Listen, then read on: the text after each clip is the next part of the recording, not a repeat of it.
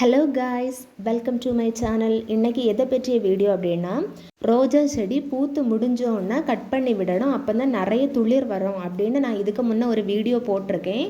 So அதோட link நான் கீழே கொடுக்குறேன், போய் செக் பண்ணி பாருங்கள்.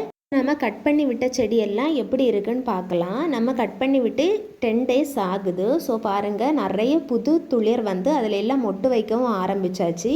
நம்ம பூ பூக்க பூ பறிக்க கட் பண்ணி விட்டுட்டே இருக்கணும். அப்போ தான் புதிய துளிர் அதிலேருந்து வந்துக்கிட்டே இருக்கும். நம்ம செடியில் எப்போவுமே பூ இருந்துக்கிட்டே இருக்கும்.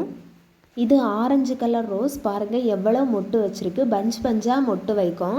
நம்ம எப்போவுமே ரோஜா வந்து கட் பண்ணி விட்டால் மட்டும்தான் இந்த மாதிரி புதிய துளிர்கள் வந்து அதிலேருந்து நிறைய மொட்டு வைக்கும்.